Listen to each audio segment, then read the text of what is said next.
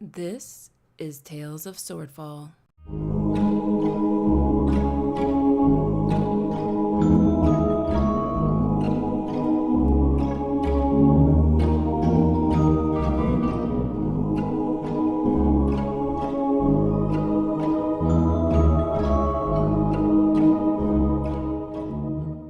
Episode 1 Say Yes to the Quest. So you spend the rest of the day with Chantel. Uh, Apparently, there's some nice little restaurants in the Temple District that she tries to feed you at. She's not very sure about Tenor and if he eats.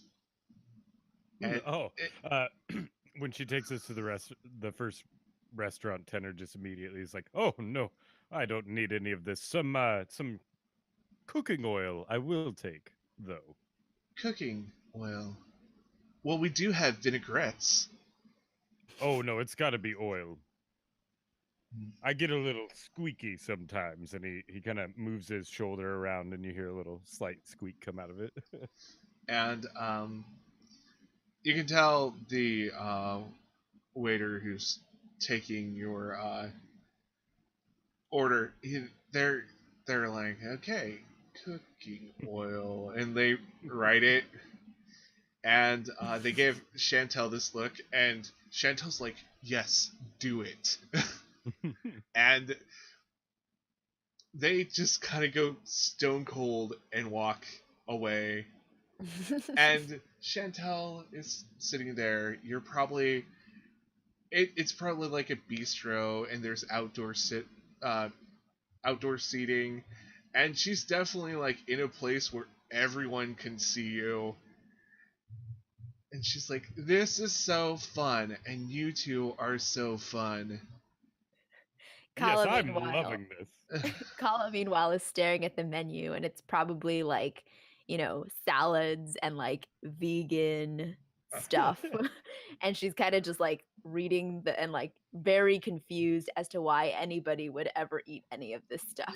They're also probably using elven words Yeah. or like celestial to like name everything. And it's just like, what the hell is? I don't even understand this writing. And she kind of just like points to something on the menu and like hopes that it's okay. And when you do, the like, I guess there's multiple waiters taking multiple like things from you, and they're like, you point to it, and the waiter's like, okay, and just walks off. So I forgot a few details. So at the ball, you need to find the assassin, right? And you need to do it discreetly and not in front of anyone, especially if you murder them. If it comes to that, I prefer them alive so we can question them. But I understand that in your job there are certain times where you have to eviscerate people, and I understand if that happens.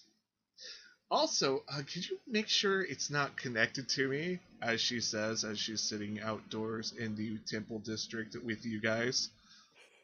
Um, so do you have a lot of Dragonborns and Warforges coming to this reception? She thinks about it. We have a few. Well, at least Dragonborn. I don't think you're a Warforge. Well, I wasn't really designed for war, but guess you could call me a warforged. Yes, I've heard that term used in conjunction with myself a few times. I just thought you were a really strange dwarf. Huh. Never heard that one before. And you just see her. Here, watch this. And he pulls his face off and he like points at all the clockwork on the inside of it, and he's like, "You see this? Not dwarf." Uh, you just she just gets a blank expression on her face, and her jaws open, and she has no idea what to say at this moment. Kala's probably seen Tanner do this trick a bunch of times, so she kind of just like slaps her knee and laughs, like ha ha ha. Don't do that at the ball. I'll try not to. Also, I'm assuming my original plan of just following the target around and asking everyone that comes near if they're an assassin or not is not going to work here. Well, you know Probably better. not. You know better than I do how to find an assassin. So, All right. First plan it is. oh God. Yeah, subtlety is definitely our strong suit, and I will make a deception check. No one will know we're even there. She buys it. She just nods and she's like, "Yes, okay." That's a +9 on that 13, by the way. Like It still I only rolled works. a 4. She's like, "This is why you were recommended." I think Kala's and like Tanner are gonna look at each other and be like, okay. We did this. We got it. All right. Yeah, like at this point, if you have the feeling that she was looking for another group and just happened to like see you guys and we're like, "Yeah, that's the group," might actually be true. Meanwhile, there's probably a rogue or something somewhere waiting for her, going, "Why did she go off with those two? What?" So, yeah, the day goes on. Well, actually, no, the meal goes on, and Yeah, what did I order? so there's a piece of bread covered in oil with a single leaf on it, and something that's red and round. You're not quite sure what it is. And there's like radish roses just surrounding it. And you're handed a single. It looks like an ice pick, but like smaller and more elegant. Kala is totally gonna pretend like she knows what she's doing, and she's gonna like very gently like poke that red thing with the ice pick. Alright. It's time to do a sleight of hand. Let's see how gently you can actually do this. Oh gosh, okay. Hold on. Here we go. Oh, Oh, dude, natural 20. you are Nice. so. I totally know what I'm doing. Yeah, you impress her. She's struggling with her fancy meal. She has a two-pronged instrument and a bunch of like leaves with sprouts on them and something you identify as a root vegetable, and you don't know how she's like trying to scoop it up, but every once in a while it just kind of falls off. And Tinner definitely gets his oil. Tinner probably doesn't smell, but Oh yeah, no, he has no sense of smell. yeah. But yeah, as soon as he gets the oil, he's gonna start just rubbing it on every joint that he has. How does that like red round thing taste? Oh, it tastes. Give me a Constitution saving throw. Oh gosh. Okay. Uh-oh. You don't know why the hell people would like eat this thing that tastes like dirt and spice. I'm gonna like behind my hand, one of those things where you like take the napkin up and like wipe your mouth and very subtly just like spit it out on the ground, like behind the napkin. Then do one of those. Sleight of hand again? Yes, definitely. All right. Oh yeah, that's good enough. Chantel's just too busy with her bizarre food, and but she manages to like eat it after probably after like 15 to 20 minutes. And like while she's eating and stuff, I like very subtly just like every time she looks away, I'm gonna like scrape a little bit more off my plate and just like dump it on the ground. Like, so it looks like I'm eating it. You start attracting a lot of crows. And Chantal looks down. Huh. I don't remember there being a lot of crows around here. And she just kind of looks off into space for a moment as if she's trying to absorb what's really going on. But the vacant expression tells you there's not much going on in her head. It must just be the charm of the place, Kala says. It must be so charming it attracts crows. Wait, what? And she starts thinking about that phrase and how not right it sounds. Yeah, so the awkward meal goes, and you notice that there are a lot of people just staring at you and the murder of crows. And it's definitely, if she's trying to do this discreetly, like everyone knows that she but so she looks at the shadows, looks at a sundial. Probably, well, this place probably actually has a clock in like the main square or most of the squares, and she smiles. Oh, the dress should be done. Oh, yay. Oh, yes, let's go see the dress. Oh my god, this is so exciting. I can't wait to see how beautiful you are in this dress. Kala's gonna take her time getting up from the restaurant and going with her. You know, she's just like, everything is dragged out. Like, puts her napkin down slowly, picks up her axe, like readjusts her armor. Tenor is ready to go within seconds and stands there just looking impatient, tapping his foot. And even after a few seconds, gets his angry face out and it's just like, come on, I want to go see this dress. I'm coming. Clearly not like enthused at all about this. And Chantel's like just she's patiently waiting.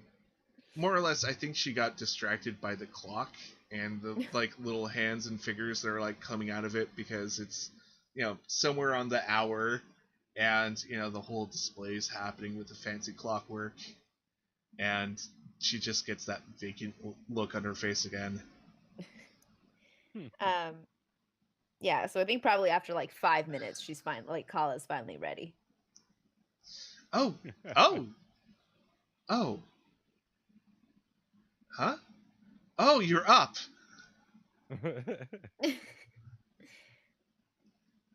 Yeah, let's go see this dress. Yes. Or whatever. Oh yes, the dress. And she looks super proud. Even though she's not the one getting it, but she's just so excited and proud that she bought someone a dress. And as we start heading back over there, Tenor puts on his happy face and even starts to like skip a bit as we're going. Oh my god, she probably will skip along with you. Meanwhile, like, Kala's in the back, like dragging her feet. If it was a cartoon, there'd be like a rain cloud. Right, yeah. So, yeah, Tenor and Chantel are probably just going at full speed in a skip. Almost probably knocking people on the sidewalk, like out of the way. And you just see this commotion that is happening in front of you, Kala. It's almost ridiculous. No, it is ridiculous. She's probably gonna like try and apologize for them. She's like, sorry, they're very excited about something. I'm sorry. Don't take this personally. Sorry.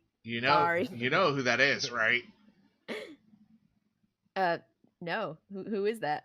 That's Chantel. Chantel. She's like the richest person around. I mean, Oh. she could stab someone in the streets and, well, no one could do anything about it. Oh. Oh. Oh, I figured she had a lot of money, but I didn't realize that she had that much money. I mean, basically, once her parents are dead, she's going to be the richest person in, well, all the kingdoms. Huh. Seems like somebody I want to have as a friend. And Chantel overhears this. No, first my brother's going to get the money, then I'll get the money. And she looks a little indifferent about this information. Apparently she doesn't know how inheritance works, but you know. And she just keeps leading you two along until you get back to the tailor. And as soon as she steps foot in the store, all the clerks or whatever they were just suddenly appear again, and they have this beautiful. You can't. Well, roll me an investigation, Kala. Actually, both Okay. of you roll me investigations. Okay. Oh, Huh. 16. 8. Apparently, even though, oh god, now I'm wondering what material Tinner might have on him. But Kala, you've seen this stuff well guarded on like merchant caravans. This is high-end silk, Ooh. and it's embroidered by hand. You don't know how they even did this in the amount of time she gave them, but you're pretty sure probably someone died in the process. Oh my gosh.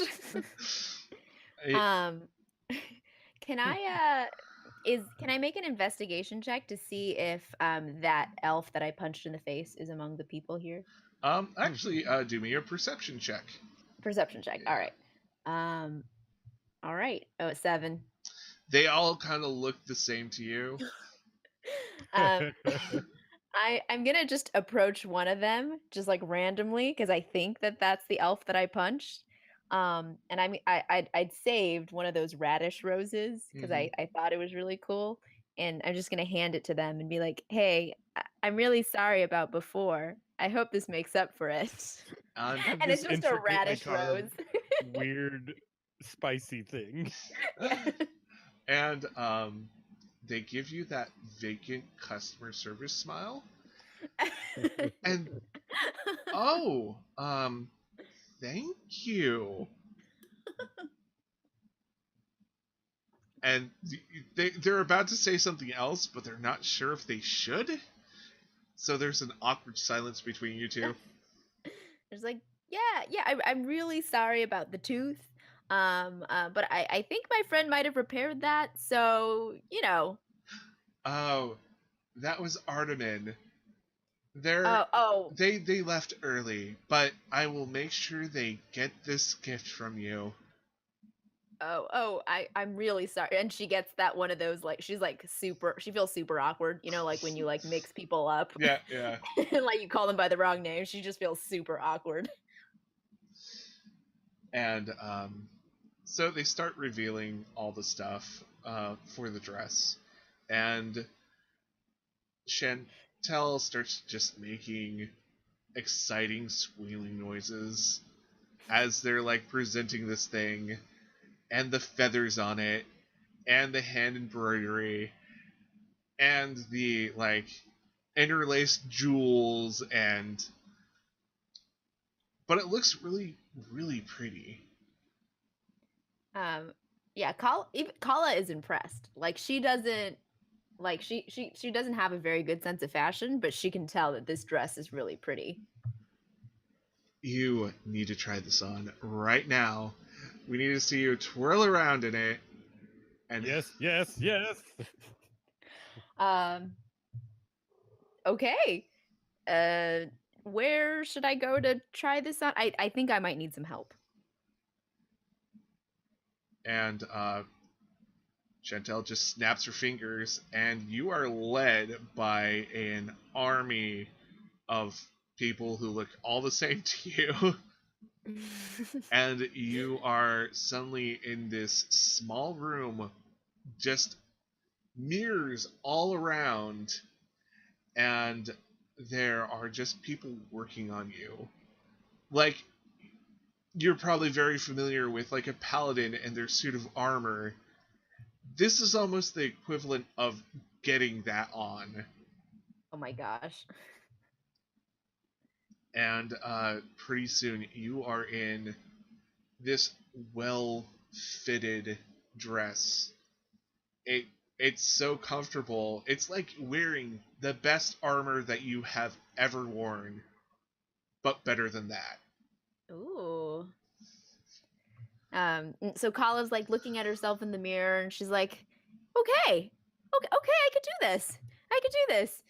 And Tenor is clapping excitedly and just like, this is the best day ever. He's just dancing around. and when you actually have this dress on, you actually get a +2 to all your charisma. Nice. Nice. But when you take it off, you're just yourself. Go back to No, oh God. I just had the most horrible thing pop into my head. When you take it off, you get a +4 to charisma. Oh gosh. Yeah, roll me a performance check to just like show it off as you're walking out to the your audience. All right, so I get a +2 to that now, right? Yep. Oh, Oh, natural damn. 20. You are She working it. struts her stuff on the Oh catwalk. man. And Because like as much as she doesn't want to admit that she likes the dress, she is like loving this dress. this brings Chantel to just tears. She is so happy. Tenor is so excited he starts singing. He's like, I am every woman. And once again, just like bards from nowhere just join in. And it almost sounds like a heavenly chorus at this point. Everyone feels like they just successfully launched a NASA rocket. They're just like, yay! The whole place is going crazy. Yep. I know, right? Confetti. Tenor's up front, just work it, girl. Work it. Lights just like going off everywhere. Yep. Small dogs are barking in your honor. Just martinis everywhere, fireworks for some reason. It's a magical experience. And Kala is like so much more excited for this ball now. She was not excited at all before. She was like, how am I supposed to fit in? But now she's like super excited for it. And Chantel comes up to you and just hugs you. Oh, I hug her back. Yep. And the hug just lasts forever. And she whispers, you will be the most beautiful assassin hunter ever. At this point, Tenor takes his face off and puts on a face that can only be described as sobbing joy. And now we have to get you the mask. Oh. It's a mask ball. Oh. Oh, I didn't. You could not have planned this more up my alley. I forgot to mention that. But take off the dress. We'll save it for tomorrow night. Or was it the night after? She thinks about it. Night after. And we'll get you the best mask to go with that beautiful dress. I might have to redo my dress because that is more beautiful than mine. She says this very loudly to the people. Oh. But it looks beautiful on you. Oh, well, thank you. So Kala kind of goes back into the small room and kind of reluctantly takes off the dress and puts on her armor again. You can feel your charisma just shrivel. Right, feel my charisma going away. She's probably like not standing at her full height when she's like wearing all her armor. So like when she's like wearing her dress and standing at her full height, she's like even taller. It And in her stiletto, she's like 6'6". it's The probably picture of forces her to like stand up straight. Yeah. Stay tuned for the next part of this episode.